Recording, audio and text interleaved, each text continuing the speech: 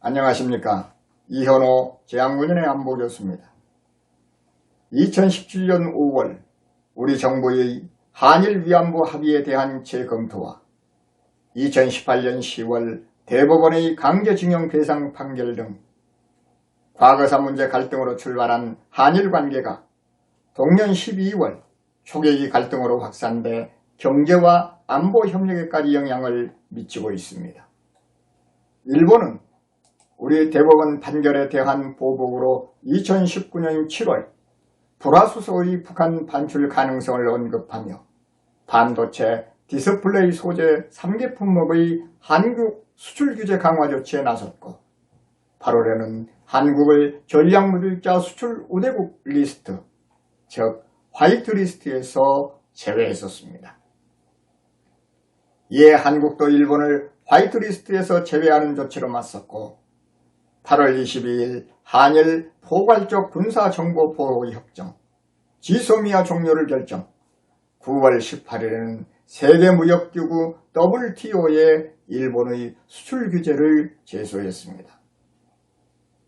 국민들 사이에서는 노 저펜을 외치며 반일 일본 제품 불매운동이 확산되기도 했습니다.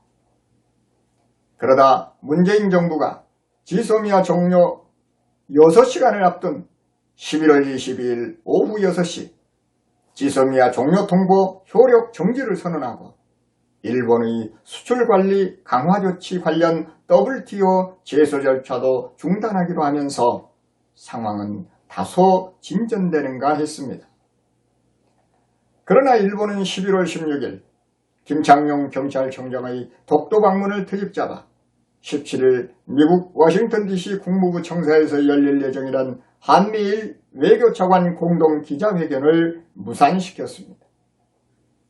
뿐만 아니라 외교 채널을 통해 한국 정부의 김 청장의 독도 방문을 항의한 데 이어 집권 자민당 내 정책 위반 조직인 외교부회와 외교조사회는 24일 합동회의에서 대응조치 전담팀을 설치해 국제사법재판소 제소 등을 거론한 것으로 알려져 한일 관계는 줄곧 악화일로를 걷고 있는 중입니다. 지소미아의 역사는 노태우 정부 시절인 1989년으로 거슬러 올라갑니다. 그러나 당시는 한일 간 공감대 부족으로 흐지부지 됐다가 이명박 정부 시절인 2010년 10월 북한이 핵 미사일 개발에 속도를 붙이자 일본 외무상이 지소미아 체결을 제안해 재논의가 이루어지기 시작했습니다. 당시 일본은 지소미아뿐 아니라 한국군과 일본 자위대가 유사시 탄약과 연료, 무기 부품 등을 주고받을 수 있도록 하는 상호 군수지원협정 악사까지 제안했습니다. 악사는 지소미아보다 더 강한 군사협력 성격을 띠죠. 이에 정부는 일본 자위대가 한반도 문제에 개입할 수 있다는 우려 때문에 군수지원협정 체결은 보류했고 지소미아도 민감한 정보를 다루는 협정인 만큼 자위대가 한반도에 개입할 수 있는 길을 열어줄 수 있다는 반발이 있었지만 이명박 정부는 2012년 6월 국무회의에서 지소미아 체결안을 통과시켰다가 밀실 추진 논란으로 서명 직전에 체결을 연기했습니다. 이후 박근혜 정부는 2014년 12월 한미일 정보공유협정 T사를 체결했습니다. T사는 우리 국방부가 북한의 핵과 미사일 비밀 정보에 대해 미 국방부에 전달하고 추후에 우리 국방부의 승인을 거쳐 일본에 전달하는 방식입니다. 일본 방위성 역시 미 국방부에 전달해 일본 정부 승인에 따라 한국에 정보를 전달하도록 되어 있고요. 이를 한일이 미국의 개입 없이 정보를 주고받도록 한 것이 지소미아죠.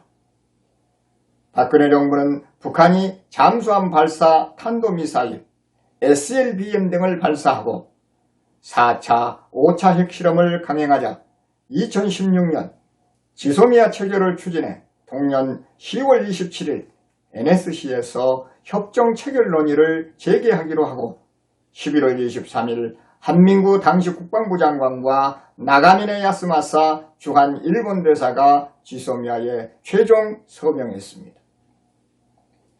이렇게 한일 간 유일한 군사협정이자 한미일 안보협력의 기반인 지소미아가 맺어진 것입니다.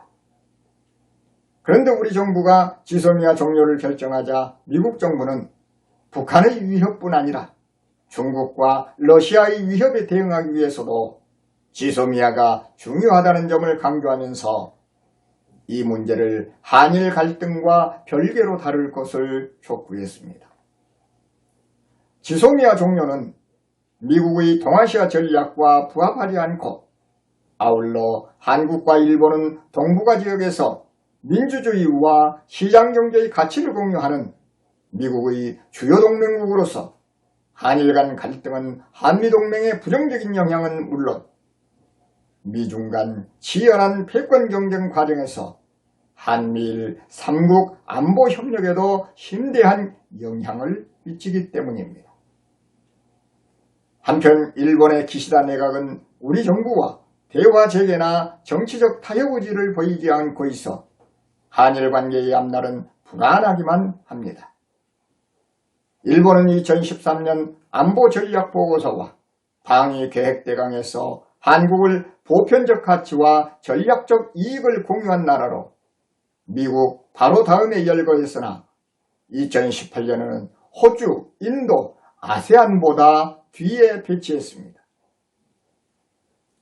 바이든 행정부는 지난 4월 미일 정상회담에서 미국이 동북아 및 아시아 안보에 있어 일본의 역할과 중요성을 어떻게 인식하고 있는지를 보여주면서 일본에 더 큰 안보 역할을 주문했고 8월에는 주 중국 대사와 주 일본 대사를 지명했지만 아직 주한 대사를 지명하지 않고 있어 경색된 한일 관계가 한미동맹을 약화시키고 있다는 우려를 낳고 있습니다. 한반도와 동북아 평야는 한미일 3국 안보 협력이 원활히 이루어질 때 안정될 수 있으며 지소미아는 한미일 안보 협력을 뒷받침하는 중요한 버팀목이기도 합니다.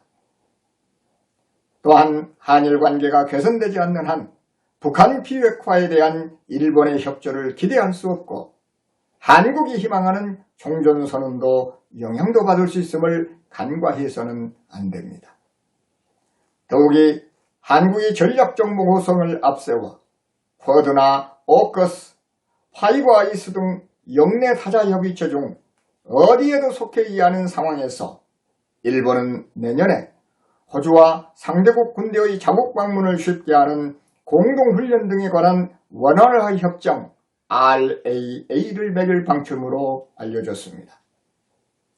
그동안 미국과 모든 방위 협력을 하고 있던 일본이 호주와 RAA를 맺어 준동맹국 관계를 공고히 하려는 것은 안보 협력을 다각하여 중국의 위협에 대응하기 위한 것으로 분석됩니다. 일본과 호주는 중국에 대항하는 안보협력체 쿼드 멤버이기도 하며 일본은 내년에 미군 주둔 경비도 사상 최대인 2,000억엔 약 2조 원대 후반으로 부담하는 것으로 전해지고 있습니다. 전문가들은 한일 관계의 계속된 갈등으로 인해 이익을 보는 것은 중국과 북한이라고 말하고 있습니다. 그러나 안타깝게도 한일 관계 개선의 걸림돌은 강제징용, 위안부 문제만이 아니죠. 2년 후 예정된 후쿠시마 오염수 해양 방출 문제도 갈등을 내포하고 있습니다.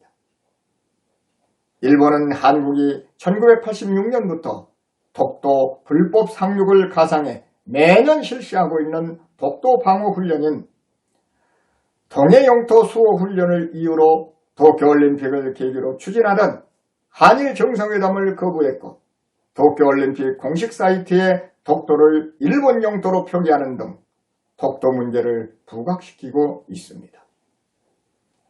이처럼 한일 관계는 과거와 현재가 복잡하게 얽혀 있어 쉽게 해결하기 어렵습니다. 한국은 과거사와 다른 현안을 분리하는 투트랙 외교 방식을 희망하지만 일본은 투트랙이라는 말에 거부감을 느끼며 한일 관계 악화의 근본적 원인인 과거사 문제에 대해 한국 정부가 해법을 내놓아야 한다는 입장을 고수하고 있습니다.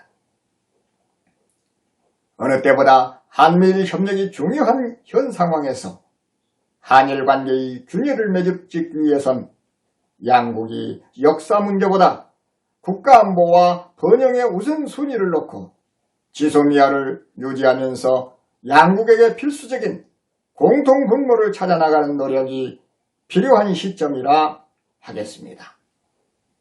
감사합니다.